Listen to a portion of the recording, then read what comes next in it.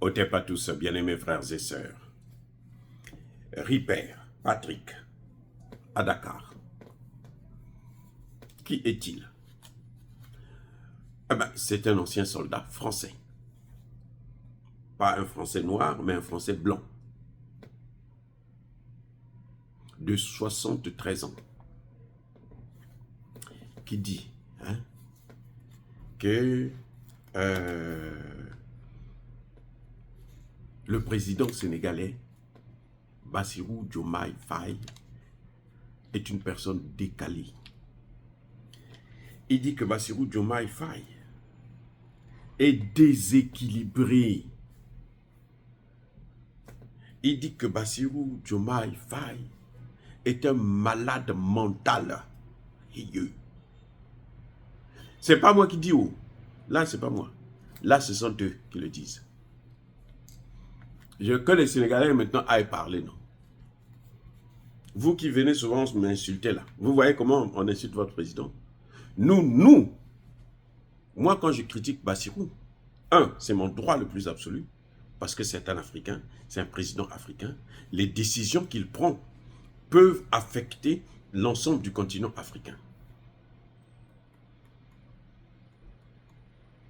Tous les chefs d'État africains, les décisions qu'ils prennent affectent plusieurs pays africains.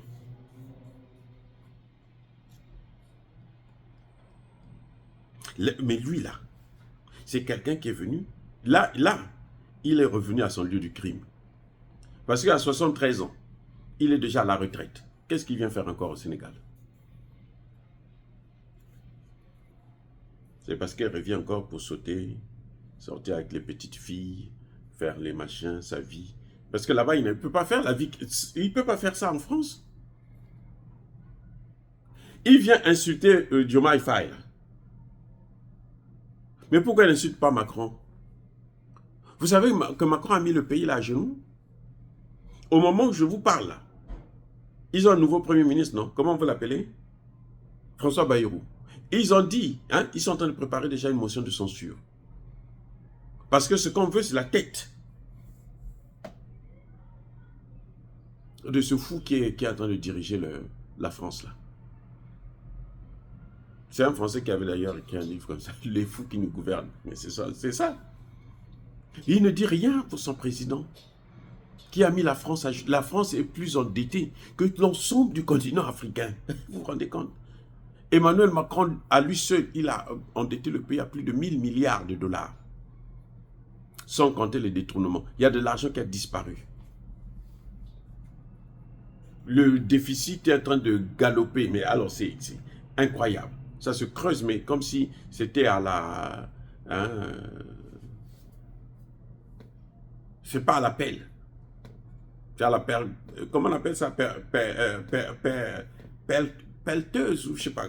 Il y a un engin comme ça là, qui creuse les trous là pour quand on fait les constructions. Et oui. Il se permet de venir insulter Diomaye Faye. Il n'a pas le droit. Il n'a qu'à insulter son oncle, son frère, son fils, je ne sais pas moi. Il n'a même pas d'enfant. Son nom là, c'est fini. Le nom Macron, c'est fini, ça s'arrête là. Ça ne progresse plus. Ah non, attendez. Il vient dire qu'il est malade mental. Moi, quand je critique Bassirou, je montre, voilà ce que Bassirou aurait dû faire. Si j'étais Bassirou, je ferais ça. Si j'étais le conseiller de Bassirou, voilà ce que je devais faire. Et ce que je dis là, c'est la vérité. Mais lui, il dit quoi? Il protège les intérêts de la France au Sénégal. Et regardez le ridicule. Si c'était moi qui avait parlé comme ça là, au Sénégal, je serais en prison et expulsé. Repars chez toi. Sors d'ici. Si c'était moi. Mais c'est ça les Africains. L'Afrique, toute l'Afrique là, c'est comme ça. Même dans mon pays, au Congo-Brazzaville, tu n'as pas affaire. Tu as affaire à un Libanais, mais tu es foutu. Tu as affaire à un Chinois, tu es foutu. Les investisseurs ou les escrocs qui viennent prendre vos terres, on les caresse. Un idiot comme ça, qui est venu là, on ne sait pas combien de petits-enfants qu'il avait violés quand il travaillait, et combien il est venu encore achever, il peut se permettre de venir insulter le président sénégalais. Ben oui, en fait, si quand tu regardes bien, il a raison. Parce que le président sénégalais est en train de jouer avec le feu. Si j'étais le président sénégalais, écoutez-moi bien, si j'étais moi le président sénégalais, là, dans l'immédiat, puisque je suis fou, oui, très bien, ok, l'armée française, vous avez 24 heures, quittez le territoire. Si j'étais Bassirou, si j'étais le conseiller de Bassirou, c'est ce que j'aurais dû faire. Parce que lui, en tant qu'ancien soldat, il sait pourquoi il parle comme ça. Et en plus, c'est un menteur. Il veut faire exprès de nier. C'est un menteur. Parce qu'on n'a pas pris en caméra. Il pense qu'un gendarme, quand il vient dire des choses, le gendarme là est dingue. Non, nos gendarmes sont des gens sérieux. Si, vous savez, ici, aux États-Unis, ce que dit le policier là, c'est ce qu'on croit. À moins que tu puisses apporter la preuve contraire. Le policier ne peut pas te dire, ou le gendarme, bon, il n'y a pas de gendarme ici, parce que encore ça, c'est des trucs à la con que les Africains aussi suivent, parce qu'eux, ils ne suivent que ça. Bref, ici, ça ne se ferait pas. Quand tu es avec une autorité, en uniforme, il n'a pas le droit de mentir. Si le gendarme était là, il a dit que c'est comme ça que c'est ce qui s'est passé, mais c'est ce que les gens allaient écouter. Les gens, ils voulaient quelle preuve? Que le gendarme puisse lui demander, bon, il répète encore, quel est l'intérêt de ce gendarme-là de mentir sur ce minable français qui n'apporte rien d'ailleurs en Afrique, qui vient au contraire se passer une belle vie. Oui, si Bassirou ne prend pas une décision radicale sur la présence des soldats français, c'est que c'est vrai qu'il est malade mental, qu'il n'a pas de vrais conseillers. Il a dit, hein, il n'a pas de conseiller. Oui, moi je crois aussi qu'il n'a pas de conseiller. Parce que s'il avait un conseiller, s'il avait des conseillers politiques et militaires, moi je demanderais le même jour, je dis l'armée française n'a qu'à quitter, pour se faire respecter. Pour que nous, on nous respecte. Nous le respectons. Nous le respectons.